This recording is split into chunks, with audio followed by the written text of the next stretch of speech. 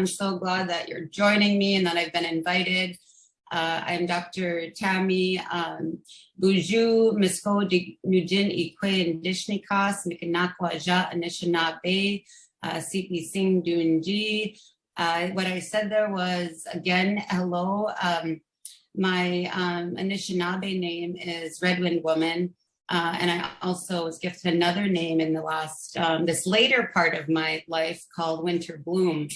And part of what I'm doing today is actually fulfilling both of those names by looking at a healing model that incorporates all the aspects of what our Indigenous people initially looked at in terms of health. So Winter Bloom is actually comes after a flower, a purple flower, a medicinal flower that blooms even in the winter. So when I was gifted this name, it was from a medicine man that I worked with for about a year and spent time with and really was part of his life. He was close to 90 years old. And so a lot of this presentation today just brought up those important messages and teachings that he taught me. And then also my teacher I've been working with for over 20 years.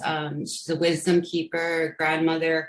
Her name is Debbie Gorno. And so a lot of this presentation helped me to really think about my journey and the people who've had all this wisdom and knowledge of healing and who continue to share it with me today. So what I need to do now with that information is continue to pass it on. And so this is part of what I'm doing through this program. And the question was so broad, you know, what matters to our aging American Indian populations? And I thought, there is so much that matters. There's, especially in terms of medical and mental health. And I really wanted to then focus on, well, I can't address everything that I think is important right now, but I want to take this time to look at what I think we may be missing in terms of really connecting and starting to heal and prepare for our aging population. So welcome to the presentation, and I will do my best to just keep moving along while you're looking at the slides. I tried to incorporate a little bit of artwork this as I did the last time. I don't know whoever was able to join me last year. We talked about the epidemic of loneliness and our aging population for Indigenous people. And that really, that even changed the way I'm able to look and treat people within our practice after this COVID, when there's been so much separation. And now as a psychologist, what we're seeing is people this past year trying to reintegrate into society, interactions, feel healthy, feel safe again, has been a common problem, not only in Indian country, but throughout the world. So this is something that looking at this, what's the importance of how do we learn to really know where we're at with our health and be comfortable and confident to start making some of these changes. And right now, when we're looking at Indian country and mental health, I thought it's important to really look at an increasing epidemic that is really invisible right now in Indian country. And I think it may be, there may be several reasons why, but maybe a lack of understanding of what's going on, maybe some avoidance of not having time or answers. So it's just kind of a waiting game of what aging can do to your brain and your mood and your body. Maybe it's that a lot of times in Indian country, our healthcare systems, or just kind of, I'm seeing this in general, we're more in a crisis management medical model in terms of treating symptoms than looking at the entire picture of where our data is showing us we're going. So for American Indian people, the other thing where we're looking, when I was doing the research, and this is nothing new, there's a lot more research on American Indian populations as compared to when I was in school working on my degree. Yet that's one of the things that I'm still seeing is where the data is still, it's not standardized for our populations. We're still in a class other category. And so it's really hard. It's like, how do we start to look at this aging population when we're not really represented in the medical community, in the research, and we're not understood? We're grouped into this. So one article that I've spent a lot of time on that was really helpful was this, that we were even referred to as an invisible race. And I think that's what's happening for many of our Indigenous people, is that we feel unseen. And number one, I think that's important, is that to know that we're dealing in a healthcare system that really doesn't target our individual needs. And then so that's where I start to question, how do we heal what isn't seen? What if we cannot see this, if we do not recognize the individuality and the needs of an entire population of people who are so vastly different? Out of over 500 tribes that our enrolled members are part of, we each have distinct values, beliefs, and healing systems. We can share this commonality of interconnectedness, but yet without any scientific data or enough data, it's like looking at this screen here. If I tell you to solve this problem from what you can see, one thing, we can't see the problem, we can't see the group, and we don't know where to even start. So I want you guys just to feel like that's the way, that felt, I felt pretty isolated. I felt kind of alone when I was doing this. I want you to get that picture of it. We sure want to get some answers. I mean, I'm hoping that's why a lot of you signed up today, is because we need to understand this. But right now it feels like when I started this, we're looking at something like this. And one of the big things, I mean, our entire nation is growing in our aging population, and we are not prepared for that. However, if we're just focusing on our American Indian populations, there was already almost close to 300,000 in the area of 65 and older who only identify themselves as American Indian. Many of us have mixed nationalities, we come from different backgrounds and have mixed bloodlines running through, but yet a lot of times our Native people, we will endorse one nationality, and that's American Indian. So now that people are doing that and knowing how to correctly identify, our numbers are increasing. And then so it's projected this number is going to triple by 2030. And so the one thing, even though there's a lot of missing research on how well our American Indians are doing with health, their mental health, one thing that the research is showing across all minority groups is that there's huge inequity for minority populations within our medical model system.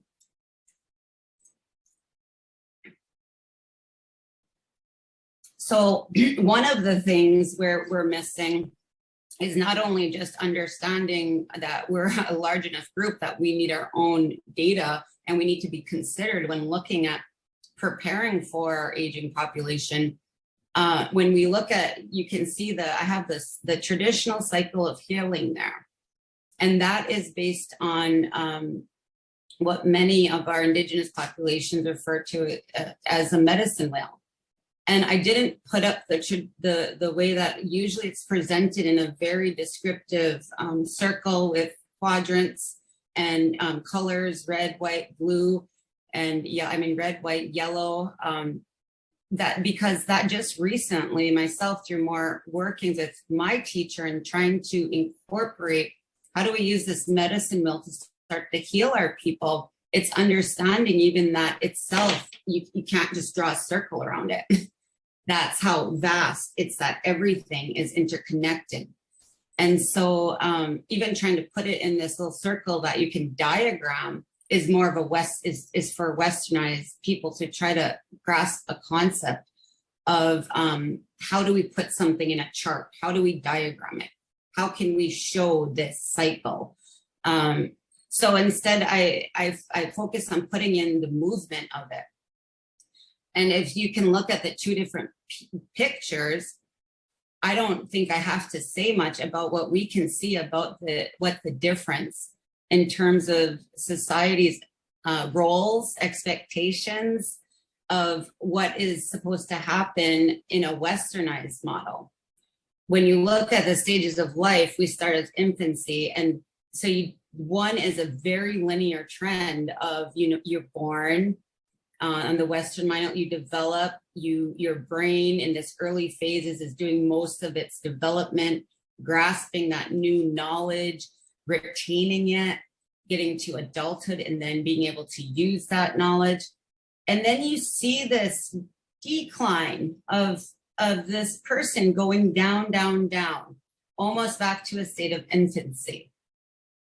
Now, that there's true change in cognitive, there's true change in our body structure, yet this is, to me, the view of how society is now looking. It does look at aging as if it's an area where you're going down in overall functioning, and it's on a straight line. So when I look at that, it doesn't look to me like there's a room for healing after a certain age, or that there's room for growth, that there's room for redistribution of whatever your life has taught you or brought you. To me, it only looks like what happens when something keeps going down in a linear fashion. There comes an end point to this. And so this is the model that we're functioning in. And all of our reservation communities, they're being treated through a system where we've all been, exposed and trained in this model that as you age, everything declines. And basically your last phases of life are looking towards the end, not in terms of what are you preparing for about giving back to this circle. What's the next part? What's this part of your journey about? And so I think from that view, even mentally, if you haven't heard of the placebo effect, is where you can tell somebody something's going, and they believe it's going to happen. So mind, body will even start to just naturally expect that to happen. So when you compare that to a traditional cycle of life, you see over here the circle and the movement. To me, it shows that your purpose, starting as infancy, going into adolescence and young adulthood, and then going into your older adulthood, a time of creation, a time of preparing. And what we're talking about today is where you can see on the top of that cycle is that aging, that winter season. So even calling it like that you're aging or you're old, it's more like these are 4 seasons of life. And in your elder, you're in your winter season. And the winter season has to prepare these other cycles to get ready to pass along what they've learned and what they know about. And so the role of becoming an elder is looked at as a sign of knowledge, respect, and really, if there was a hierarchy, your elders, instead of looking like they're not just physically going down, but it should look like they're coming up to a time in their life where they can now share all of their wisdom with the other tribal members, with the other people. That is a significant role that is to be played when you're an elder. And so I think what's happening with our treatment and our worldview is that sometimes in this aging population, it's almost as if the society says, well, you're done contributing. Thank you. You know, you've worked so hard. You've spent all this time, your energy, your years into training yourself to do the work that you're going to do. And now there's a time for you to be done. And in this, you can see there's not supposed to be just a natural time to be done with anything. There's a natural transition that one is taking. So even having an age of set retirement is basically saying this is when you need to be done working. And instead of saying you're coming up to a peak part of your life where everything you've stored and learned is now what needs to be passed on to everybody else so that they can carry it on.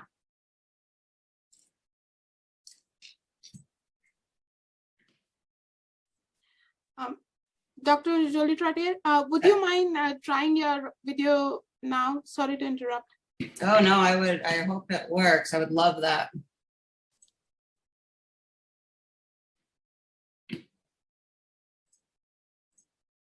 Oh, I see it turning. Okay, I see something there. I think your webcam is off, but now you have the ability to turn your camera on.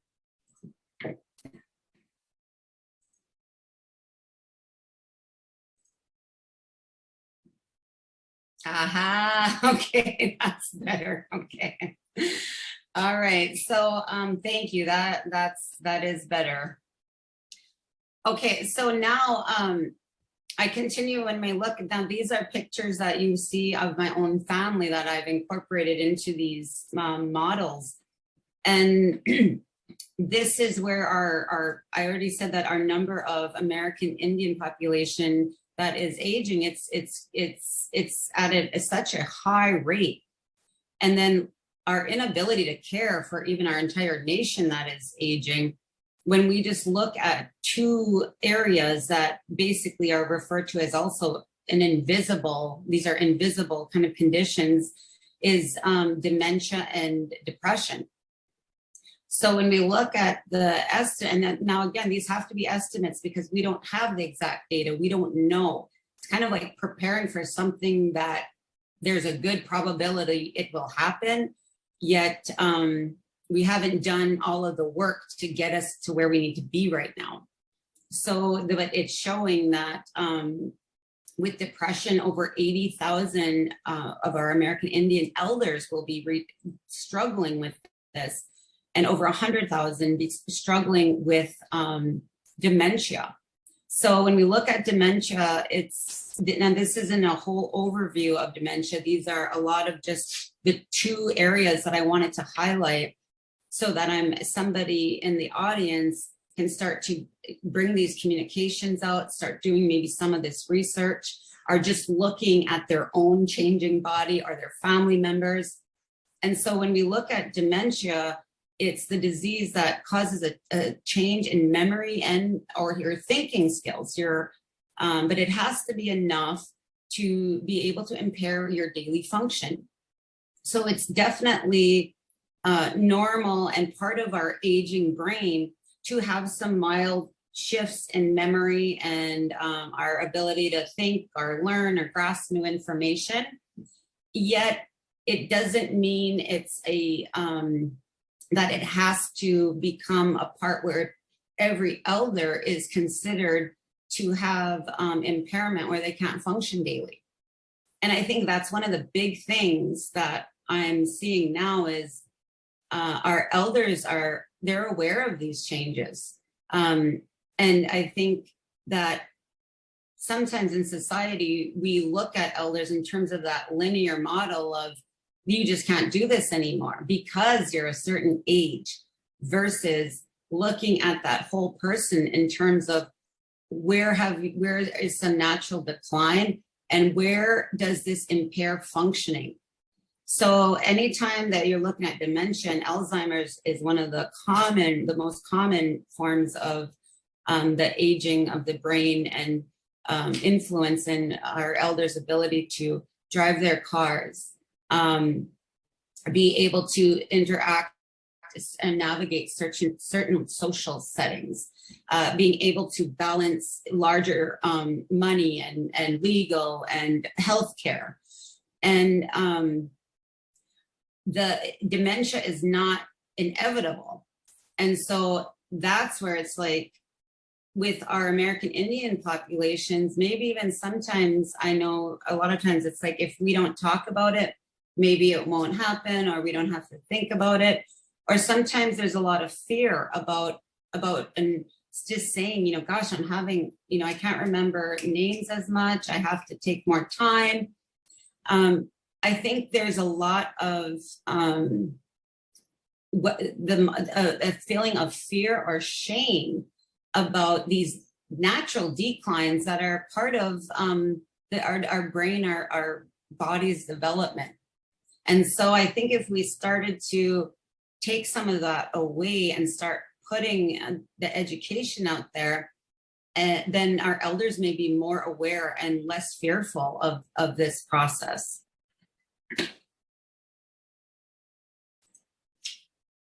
And so when we're talking about, you know, every time I think I present now, I have to show a picture of our brain because it's the control center for our life. It's resulting in the way our organs are functioning, the way we're moving, the way we interact socially, the way we respond to stimuli in our environment, our emotions, when we're happy, excited, when we're sad. It's how we interpret what we see. Everything is channeled through our brain. And so, yeah, I guess I can see how it would be very frightening to start to talk about losing such an important function of your brain, such as memory or ability to think and abstract and reason. I can see where that can feel very scary for some of our elders, and even for myself. I'm 45 right now, and looking at where, you know, when we read the data, I'm kind of at that age where sometimes it struggles. My brain doesn't want any more information. It's kind of going on what it's already built, and it's almost like our brain doesn't have that capacity just to grasp new information as readily as we did when we were younger. So now when we're looking at ages of 70 to 80, that's where, again, that area of their brain is starting to struggle with some of these necessary things of following multi-step directions to get something done. And so it's looking at how do we start to understand what this is, and even the medical community with dementia and Alzheimer's, they're kind of guessing too. They're not sure exactly what causes it. If it's heredity, where you'll know who gets it versus who doesn't based on genetics. They're looking at some of it can be part of lifestyle and what's happened to your body and your mind in terms of what the type of living environment that you've been in. So it just looks like they're finding proteins that are blocking communications between different parts of the brain. And so this could be progressive, where it could happen over years, where there's just a little more loss of some of the communications between your thinking and your ability to remember. It can impact even your movement at times. And then so now, as we age, this cognitive decline, and we'll think of that as your attention span, your ability to complete tasks, problem solve, all of this is in your frontal lobe. So if each of you just took a minute and went like this on your forehead, you know, when this part of your brain that's right below, under your skull and your forehead, that's your frontal lobe. And that's the area where keeping your frontal lobe as healthy as you can, it helps with something called executive functioning. And that is us being able to think, get a diagram of a problem, and be able to do step by step and rule out what's maybe not the best strategy versus this. So this is everything that helps us basically function in our day-to-day lives. So as we age, inflammation, it's like chronic. Our body is in a state of responding to things that are coming into our system, immunity, building up immunity, helping us be healthier to function with a lot of irritants, toxins, just natural things that are coming into our body, and some of them unnatural. So inflammation is when your body starts to defend against these types of attacks. And so the more inflammation has been linked to greater cognitive decline. So what I did here, I just took some of the artwork I did, and to me, when this in its original form, this lady's face is part of her body, her brain. It's all attached here, and this is kind of a representation of what I think, as an Indigenous person, some of this mental and physical decline as we age may feel. This is a visual representation of it, where you feel like your body, you're grounded. This is a woman who is covered in a blanket, a coat that was filled with all of these patchworks, pieces of life, different colors, and they're looking forward. They're looking towards the moon. They're looking out towards, and then there's a piece of them that feels like a little bit of outside of themselves, that they're maybe not as fully connected with the full way that they're feeling, the comfort of being within their own skin. And so I think this looks at some of the transition, because our labels in Western society are very harsh. And I know we need labels, we need language, yet to me, I try to do as much as I can visually to help my brain interpret what's going on. Because if you look at this image, and if I was talking to you about your parent or your grandparent, and describing this in terms of what could be going on, that is more of like a holistic view. And then look over at and you see on the other side, it's very linear. It's written out. And it's just a list of symptoms. And these lists of symptoms are kind of in your standard, like, here's if you have memory decline, here's if you maybe have dementia, here's some of the things.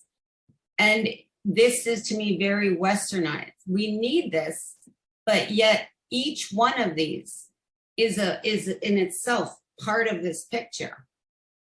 So I don't know which one you want to focus on. And then for my work, what I'm trying to do is combine both of these so that we don't ignore the what's needed and the way we've been trained as medical professionals, as doctors, as students.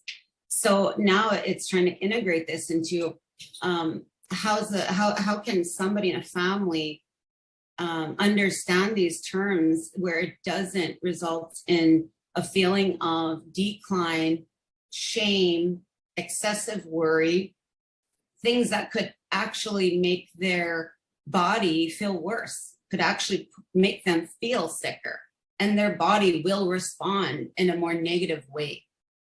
And so this was one, while I was doing this presentation, I think there was, I don't know how many symptoms here, but I reworded a lot of them. And even myself, I mean, depression is not a normal sign of aging.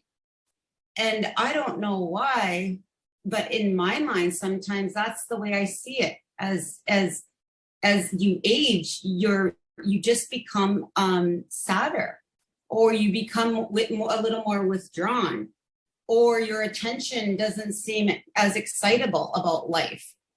And so that was my own brain falling into this model of linear as you age, and then everything just goes decline. And that you to me, in our westernized culture, it's focusing on those early years as your productive years. So we live in a society where it's run and gun, caffeinate, don't sleep. You can sleep when you can, a lot of people say, well, I'll sleep when I'm dead. And it's like, that is a society where we push our body, we push our brain, we push our entire system to a point that we feel we have to do until society tells us we're able to stop. And it's an abrupt stop. So like retirement, to go to overutilizing all of your energy to a point where you're asked to do almost nothing. Rest, relax. That can't exist in a balanced body. You can't go from this state of function, adrenaline, stress, achieve, to then one day, oh, now just relax. The body will be up here. That's a big transition to not requiring that amount of mental and physical energy that's driven by the stress response. So instead, I think if we focus on that, there is a role for every stage of your life. There's a purpose, and that the healthier you keep yourself, starting from even that birth, and then through adolescence, there's all of these things that you can do to help yourself be in a better physical body, your mental energy, if you started to learn on how to conserve your energy. Because when in indigenous cultures, when you're the elder, that you're the wisdom keeper, you hold the knowledge, you are now cognitively, yes, less worried about learning new facts, but instead your brain is more open now to the emotion. So this is where our elders are feeling much more than somebody at my age or younger.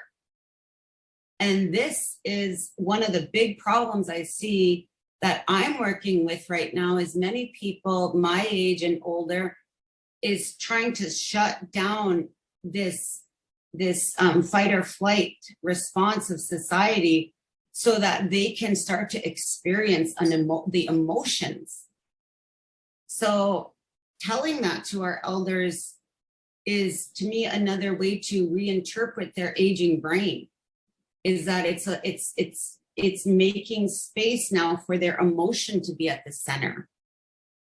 And so that's why that interaction with an elder can feel so fulfilling for another person, because they're full of all of this good energy and emotion that a lot of times we're missing in our day-to-day, because we're functioning just to get through. So when somebody functions like that, depression is what can come in and start to get a hold of somebody. And now this is something that could be genetic, and or a combination of both, having a predisposition to that, where we have family members who have it, but also a big part of it is what's going on chemically in our brain and our response to our environment, how we handle things. And so just to start knowing what are some of the things that are normal about aging, and then to say, well, depression is not just a normal, it's not like a linear, oh, and then you will experience this. It's looking at it and saying those elders who are experiencing depression, that really needs to be treated, that needs to be evaluated. And so what I just did here was I just reworded some of it. I added in your mind, your body, your spirit feel drained. It's not just you feel sad or unhappy, or you eat more or you eat less. You know, there's very generic symptoms. And so I had to describe it almost in a descriptive way. A lot of times when somebody's feeling depression, they'll say, I just can't eat. And it's not that they're not trying. A lot of times it's like they have a lump in their throat and they're so overwhelmed with emotion, even the act of swallowing becomes difficult for them because they feel like they're on the verge of tears. And so I've experienced this. When I'm on the verge of tears, I get like a lump in my throat, and there may be something going on, but somebody with depression, they're struggling with that consistently. So that can result in a lot of weight loss, changes in then mood and behavior, being unable to eat, having nutrients and nutrition to run your body, just like filling up your gas. Your body then starts to feel depleted and can actually then increase the feelings of depression. So these are some of the things that I shared this slide and as part of on social media to start to get this out here, to just put it in wording, feeling less connected to spirit, soul, and universe.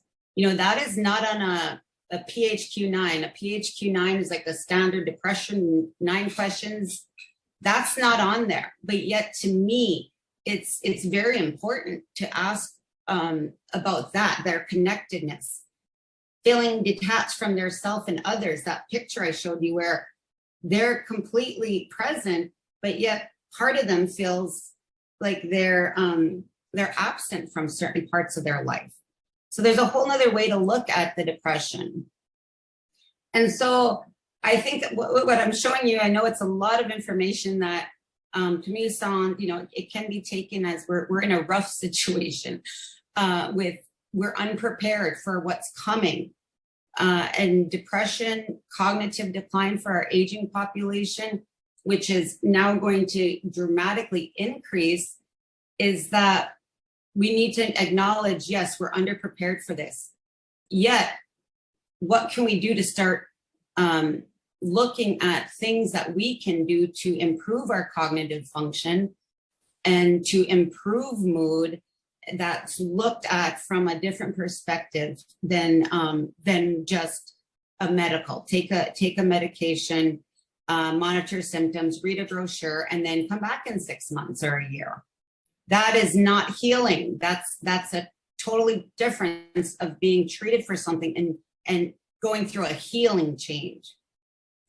So what's showing now, and I hope this is where I feel really optimistic, and it's about a lot of things that we can do to decrease some of that risk for cognitive or mental impairment.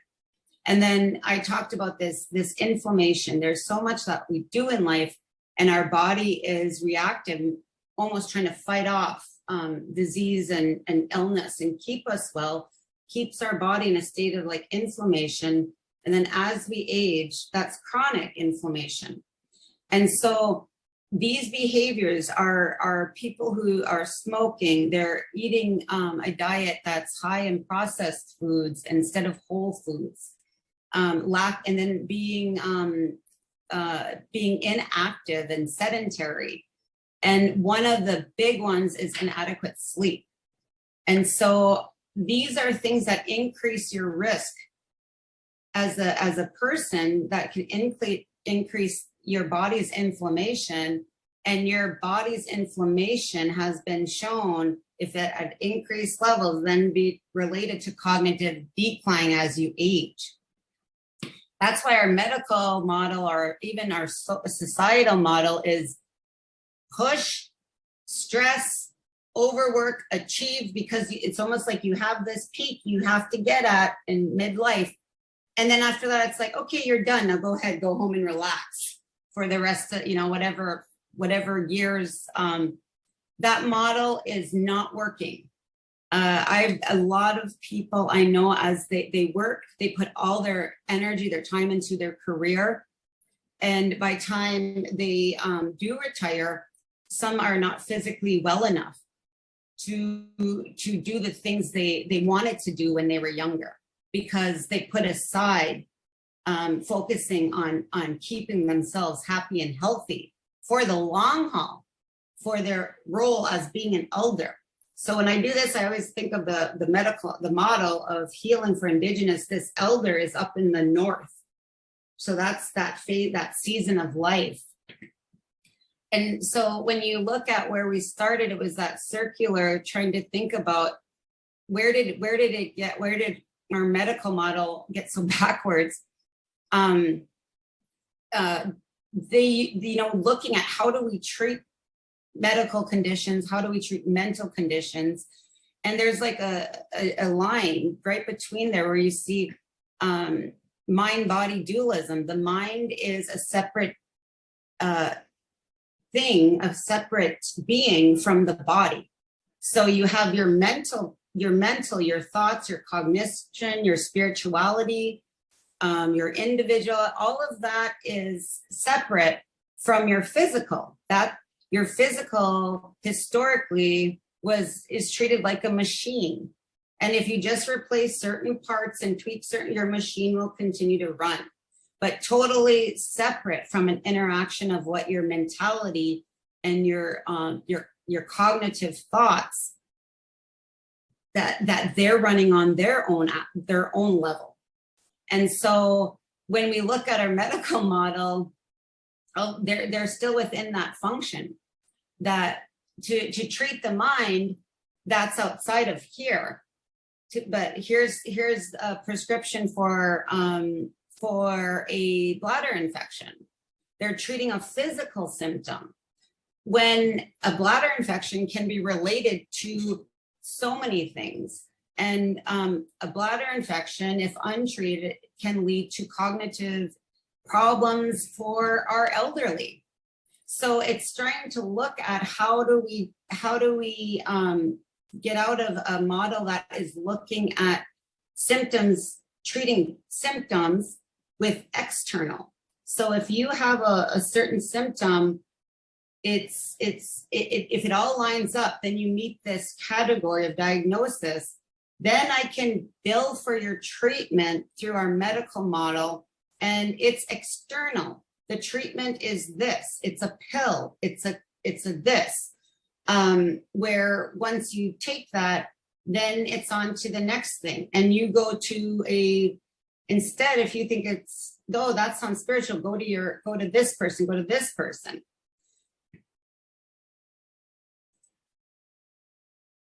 Now, if you look at and that's the model that I was trained in as a psychologist to do the work that I do, to be licensed, to be able to work with psychology. And now you're in the area of psychology, you're realizing it's so complex. And so when we look at interconnectedness, I may have somebody, that I'm treating for fatigue. They're tired. Their body is feeling depleted. They don't have the physical energy. And then so now when I look at this from this type of model as being interconnected, as our traditional people believe, this is what interconnectedness, just however I could give you a visual, I guess, of how much we are related to every element and article and anything in our atmosphere, our universe, that we are 100% connected to it, and it is connected to us as humans.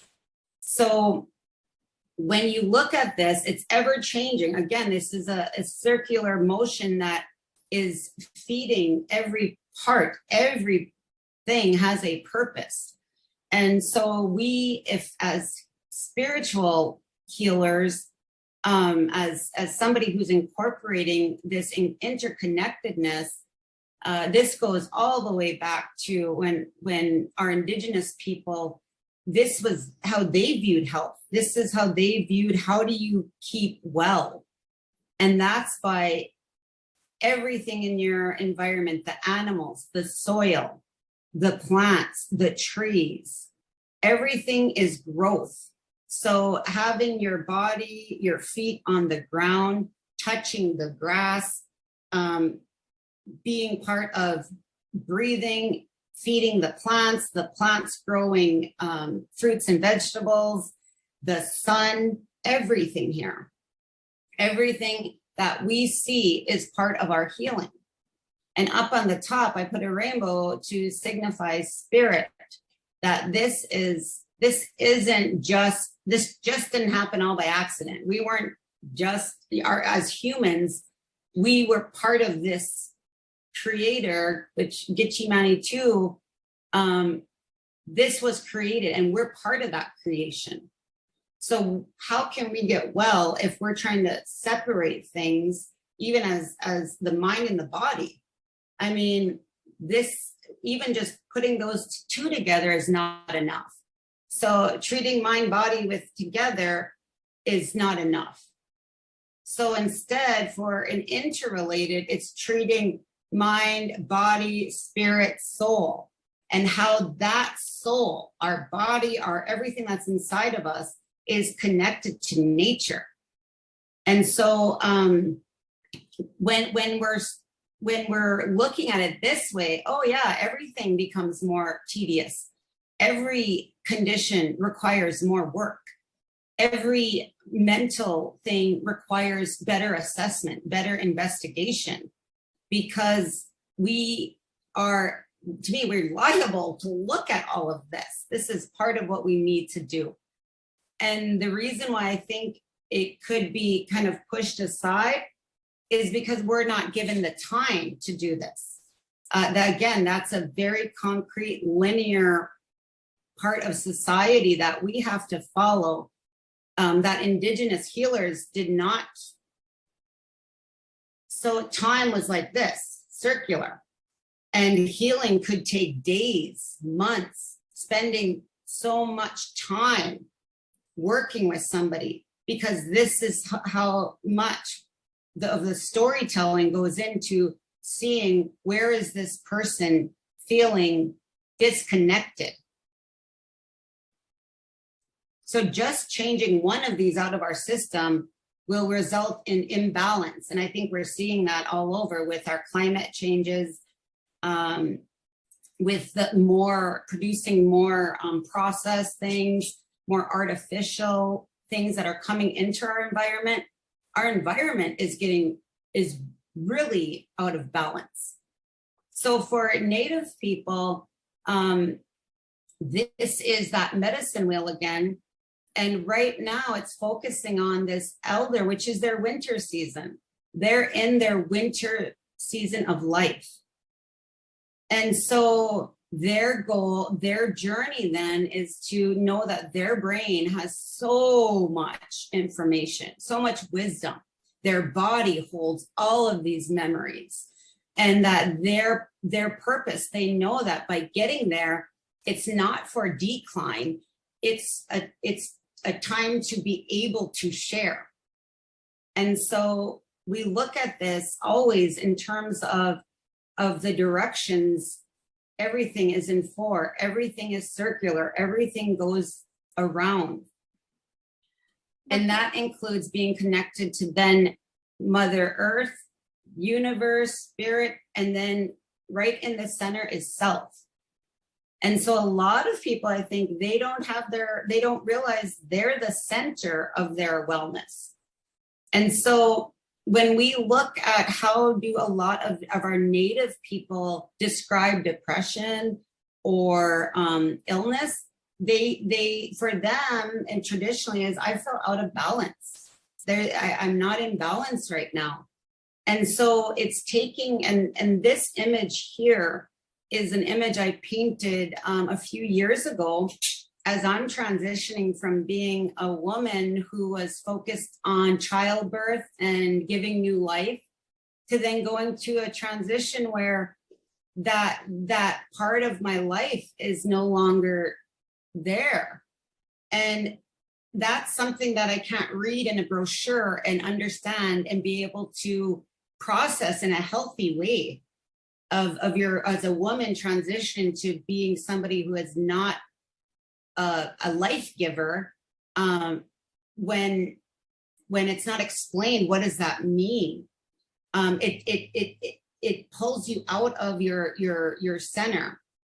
And so when I painted this picture, and I was talking with my teacher, I call her my teacher, about my spiritual teacher, she looked at it and she said, I asked her again about the medicine wheel and why was this difficult, even for our indigenous people to grasp. And she said, well, because it's everything. And she said, that's the medicine wheel. Like when she saw my picture, that's the cycle of everything that's connected. The blood, your body, your sight, what you're seeing, what's growing, what's coming. And so these transitions we have to go through in life, they can create some feeling of imbalance. Yet once you get back to putting yourself at the center of that, working with a healer, or going from a model of healing versus medical treatment, you're seeking a healer, not just for them to say, here's a pill, this will get you better. And it's for them to put you at the center of it and find your way to heal. And that giving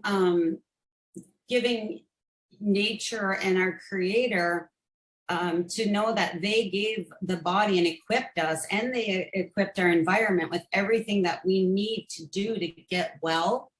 And some of that does include taking medications, going to the doctor, yet that's not enough. It's including all of this to restore balance. Dr. Trottier, yes. 2 more minutes before we have to take a couple of questions. Okay. Yeah. We have 5 minutes to the hour.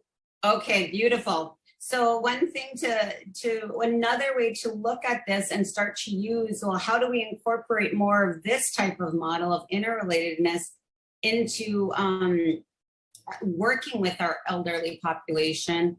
And for me now, I'm thinking we got to start working way younger. We have to start looking at teaching people the importance of taking care of our body in relation to our nature, our spirit. And so even when we look at the sun and what the sun does for us, when you wake up in the morning, that's from the sun giving your body through your retina serotonin. It's increasing that, and it's increasing your cortisol. The sun is giving us this natural energy to turn on our natural resources. Serotonin is our chemical in our brain that helps us feel happy and can create calm. Melatonin is in our brain. It's a hormone that when it gets darker, the darkness and the lack of that stimulation from the sun, your brain will start to produce melatonin. That is telling you it's time to sleep. We have an internal clock, but it's regulated by our universe, by our connection to the star. Vitamin D also is coming from that sunshine. And one thing that I think we got to start thinking about and talking about, this connection between creator and our universe and our health, is to start educating and putting some of these medical labels on what our natural environment is doing to heal us.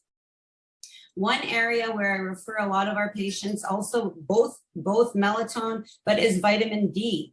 So this is something in North Dakota that vitamin D deficiency is very common. It's more common among our northern native people and American Indians that are increased race because of our skin. So if you have darker color skin, you could have more problems with vitamin D deficiency because of our lack of exposure to the sun. So right away, it's looking at the importance of putting some of our labels to this holistic model of healing and telling people why. When some people say, I just feel so good when the sun's out, then we can say, well, here's why. It's actually going through your retina of your eye, and you're telling your brain to release serotonin. Serotonin is what an antidepressant does when it helps release serotonin to help happiness. That can work against depression and anxiety. So it's bridging those gaps. The other area is I talked about eating processed versus whole foods. So when there's diets that are more rich in these natural whole foods, these kinds of foods can increase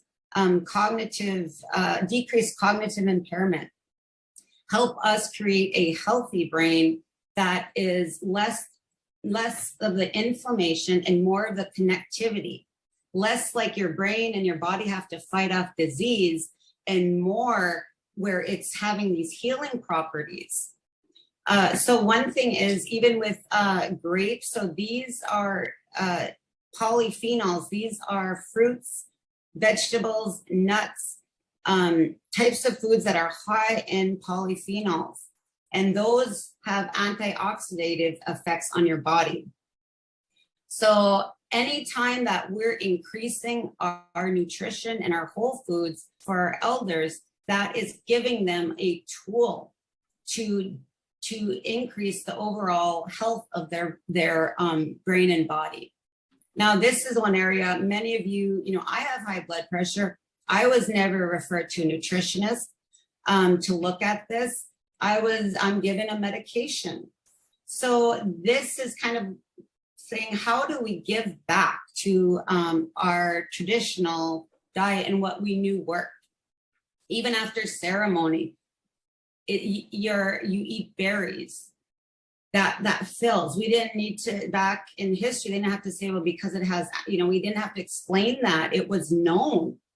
Now, since the separation and trauma, it's now reintegrating what our native indigenous people knew about how to live well.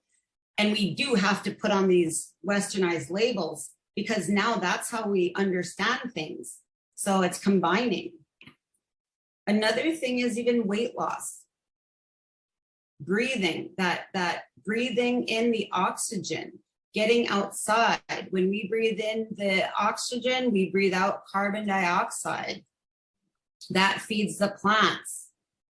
This whole cycle of looking at this from a perspective of helping our people heal.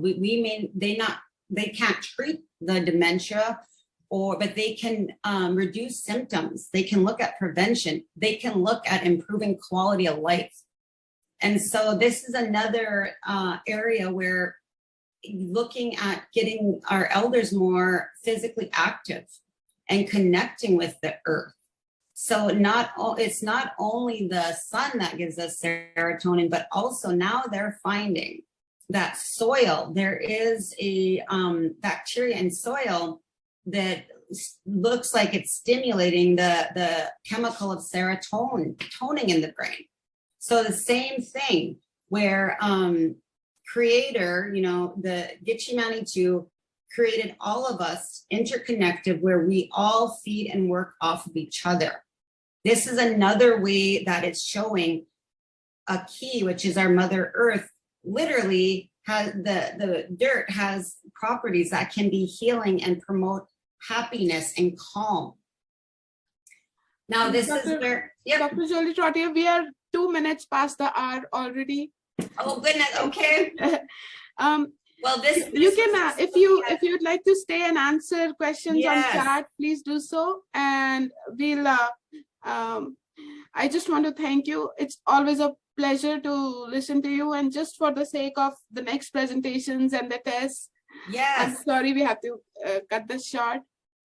We have quite a few questions in the chat, and if you'd like to answer them over chat, that would be wonderful.